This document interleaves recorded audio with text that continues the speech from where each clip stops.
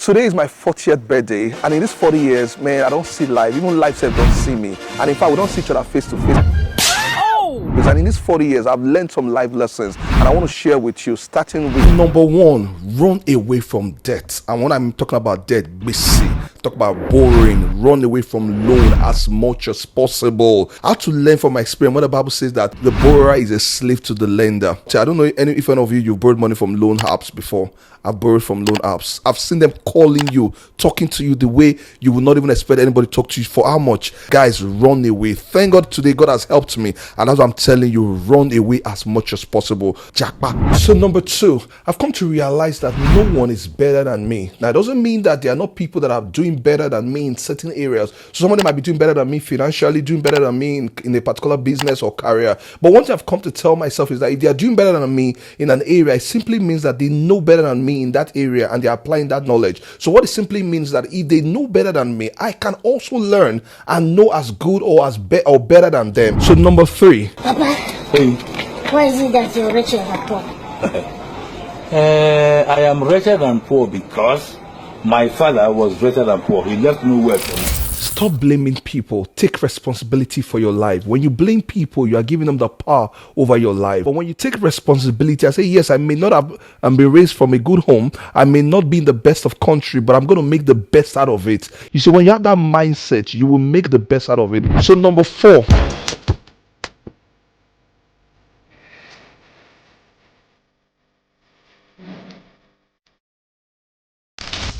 The decision of who you're going to get married to is the most important decision you will make in your life. And so don't make that decision just based on romance. Don't just say, I love her. I love the way she looks, when she talks to me, when she calls me and everything. When you're choosing a partner, understand that you're choosing a confidant. You're choosing someone that will be your counselor. You're choosing someone that will be your advisor. You're choosing a therapist. You're choosing an investor. You're choosing a teacher. Choosing a travel buddy. You're choosing a roommate. You're choosing somebody that will be your best friend or an enemy. You're choosing your business partner and so much more. Think about it. I've seen people that it's like they were rising like this in life, but because of the kind of person they got married to, today they are not where they ought to be. So number five, be extreme while dealing with sin. Let me give an example. So there was a time I noticed that every time I'm on Twitter, sometimes I will see some things that I shouldn't see, like maybe somebody's nude video is out and the whole internet is buzzing with the person's nude video, and sometimes out of curiosity I'm wondering, why would somebody put a nude video and I would just want to see what's happened. Before you know, I've seen somebody's nakedness. So I had to go off Twitter. I'm talking about X. I had to delete the app. And I think for almost a year now, I've not had it. And I'm telling you, that one decision has helped me, because I told myself, hey, if you don't want to be watching pornography, then don't give yourself the opportunity to. Another example that somebody shared today was that he had to stop going to the gym. You know the way you go to the gym and you see those ladies with a big bum and everything, and they are dressed in the way that is seductive, and they're carrying their weight or they are jogging and everything, and the bum is just in front of your eyes and you're already imagining things. So this pastor said he had to stop going to the gym, even though he had paid for a year's subscription. He had to let it go. There's a statement I saw here that I want to read. It said, sin will take you farther than you want to go. It will keep you longer than you want to stay, and it will cost you more than you want to pay. So number six is virginity is still dignity. Now, I know that sounds like a rhyme, but let me explain what I mean. So I remember back then on campus, I stumbled on a statement that says that virginity is not dignity, but a lack of opportunity. How can somebody say virginity is not dignity, but a lack of opportunity? Meaning that people that are virgins, they are virgins just because they've not had the opportunity. And at that time, I was a virgin, and I was like, come on, no, this is not right. And because I've always preached for people to keep themselves and the benefit of it, what I did was that I took that design and redesigned it to be virginity is dignity, not a lack of opportunity. And I remember I made a campaign of it, talked to my guys in fellowship back then, and we did a campaign. I went around talking about it, did one or two programs in Unilag back then, letting people know the benefit of staying pure, keeping themselves, letting them know that it still pays. Apart from the fact that it honors God, we're honoring God with our body, there's so much advantage of keeping yourself, and I was able to keep myself till I got married. I got married, I think, at 31. So and it was God's grace. And I've been married for 9 years now, going to 10 years, and I will tell you that it's still dignity because I've been able to build that discipline in my youth. When I had the privilege or the opportunity to mess around, I was able to build that discipline. I did not. Now the challenge is not as much as it is to other people. There are so many other benefits. So I want to say to you that virginity is still dignity and not a lack of opportunity. So number 7, don't abandon your career or your business for ministry. Now, let me tell you my own personal story. So, I remember when I got on campus, right from my 100 level, which was diploma back then, I immediately started the fellowship, and the fellowship was growing and it was demanding a lot of my time and attention and resources. And I remember at that time I was also already into business, because those 6 years while I was at home, I was already doing business. I was a photographer. I was already covering events and weddings, and I was already making good money.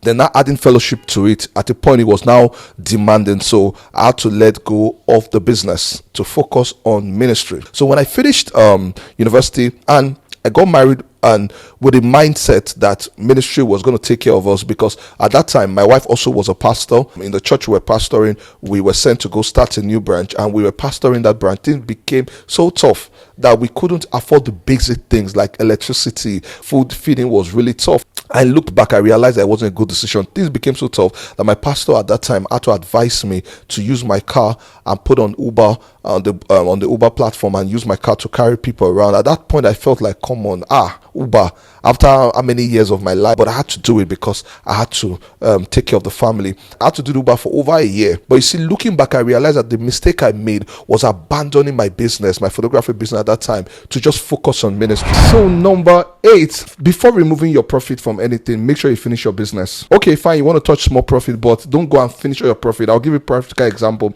So I got into this business deal, and I already calculated my profit. It was going to be like ₦1 million, and I was okay, cool.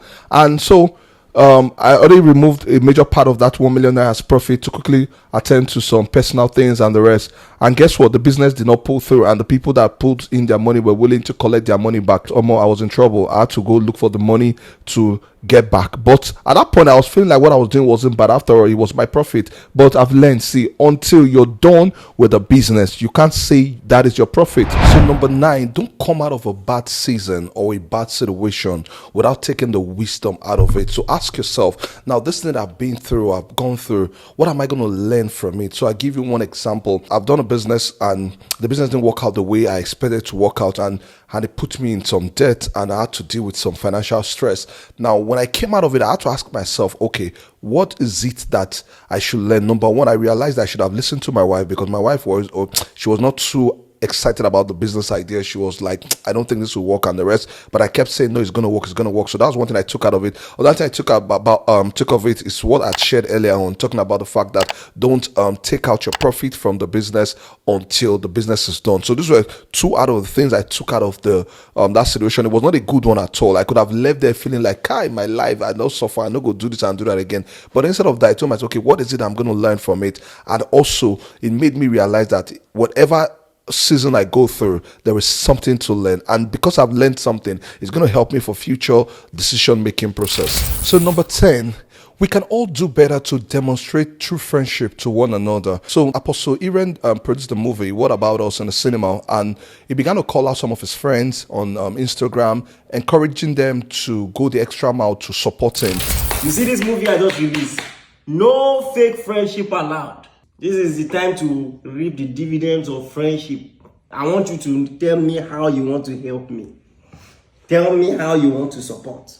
Do you want to buy tickets for some people? Do you want to put it on your stories? Just tell me. Amazingly, each of them began to go the extra mile. So I think one of them sponsored a number of tickets, maybe 100 tickets, or I can't remember. One of them maybe gave a discount. So okay, everyone that comes to watch this movie at a certain time, you could buy the ticket at 1,000 naira instead of the amount that was being sold. And when I saw it, I loved it. It showed that we can all do better when we are all supporting one another. And I want to encourage us, let's find ways to go the extra mile for one another. You have a friend that is having some financial difficulty. Instead of just saying, find a way to help. If the children are not in school, why don't you find a way to help to get the children in school? If he's having issues with his rent, find a way to help. Times are hard. You see, a lot of times we will not open up most of the time to tell each other what we're going through, but by just finding ways to be sensitive to know what people are going through and go the extra mile to help them, it really helps. It really helps. Let's demonstrate true friendship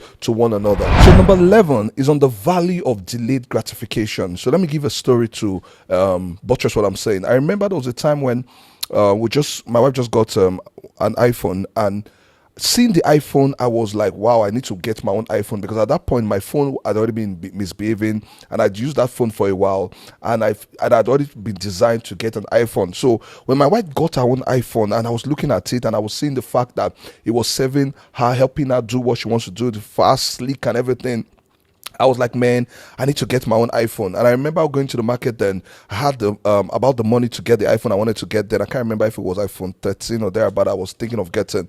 And I had the money. I wanted to get it. But then I thought about it. There were other things I needed to do with the money. So I weighed the options. I did the scale of preference, and I realized, okay, at this time, it's better to use this money to do this and that. And I didn't. And it pained me. And I'm like, man, I wish I would have gotten that iPhone. And I didn't get it at that time. Later, I can't remember if it was a week or 2 or 3 later, and I got the iPhone I'm using today, which is iPhone 14 Pro Max. And the reason I'm mentioning the model of the phone is that if I'd gotten that iPhone 13 at that time, I would have been happy. I was like, wow, yes, and everything. But later I got an iPhone 14 Pro Max, and I didn't have to pay what I wanted to pay to get that iPhone 13. And I understood again the value of delayed gratification. So number 12, fight distraction as much as possible. Now imagine when we were in school then, secondary school, and we used to carry our TVs plus our video games to school and carry every other thing that can distract. Imagine how it would be. Most of us wouldn't have even graduated. Most of us would have failed woefully. But now we have phones that carries the same function of a television, carries the same function of games, carries everything in one device. Now social media, internet, and everything. And this has become one of the greatest source of distraction. I believe that a lot of us would have done better today if we had fought distraction as much as possible. Think about it. There's so much each of us can do. There is so much to us that meets the eyes. But you see, because of distraction, we've given attention and time to those things we ought not to. And today, we are not fulfilling potential as much as we will. So now, when you open social media, you open YouTube, you open Instagram, open Facebook, you're seeing gist up and down, what VDM is doing against Tonto DK or what John is doing. Now think about it. Some of those gist, does it really concern you and I? It doesn't really. But because we are so used to distraction, we don't realize that we are just wasting enormous amount of time being distracted. And I had to go off certain social media platform just to focus and tell myself, you know what, Ovi, there is more you ought to do. At this stage of my life, I expected to have done much more, and I believe that one of the reasons is because of distraction. So I'm working on it, fighting on it, and I want you to do the same thing. Fight distraction at all costs. Number 13, you see, no problem that you're facing today is bigger than you. Now, I know that somebody might say, you don't understand what I'm going through, that's what you're talking. I was in a financial crisis, as in, I had serious financial issues at that time. The rent issue was there to settle the last rent. To top it all, the owner of the house, the landlord, had sold the house. I had to leave the house. And this period of my life was really very difficult. And not only that, there were other financial debts. At that point, I was like, God, which I could do. A lot of people would have got into depression. A lot of people would have done things that they shouldn't have done. But looking back today, how God has taken me out of it, and how today it is now something in the past, I'm like, man, thank God that God helped me. And I'm saying to say to you that there's no problem that you want to go through that you cannot come out of it. Now, of course, there are different dimensions. Somebody's own problem might be health challenges. Another person's problem might be the fact that, okay, you've landed in jail or something. You see, it may look like you cannot come out of it. You can come out of it. So when I see people committing suicide and everything, it's because most of the time they've lost hope. They feel like there's no way out of it. You see, I'm saying to encourage you, there's nothing that you're going through that you cannot come out of it. It might take a long time. You need to be open to much more than we can handle. And even in that same situation, it's going to make you a way of escape. So lastly, number 14, I'm going to put 3 lessons together, which is number 1, don't allow the challenges of life make you selfish.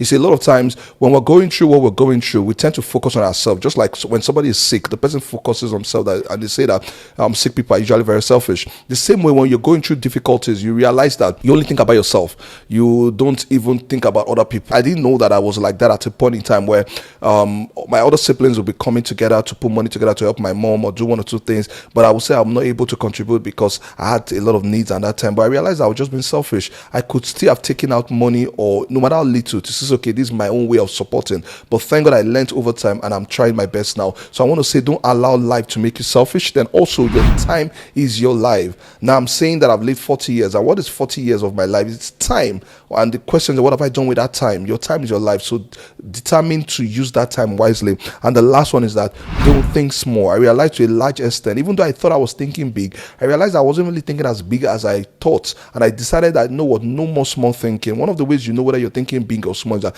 look at the result of your life. Do you have the kind of result that you say they are big results? If those are not big enough, then begin to think big, because you've been thinking small. Thank you for watching this video, and if you have not subscribed to me, please subscribe to the channel. If you're not following me on my various platforms, please do share this video. I believe that it's going to be a blessing to a lot of people. Thank you very much. God bless you.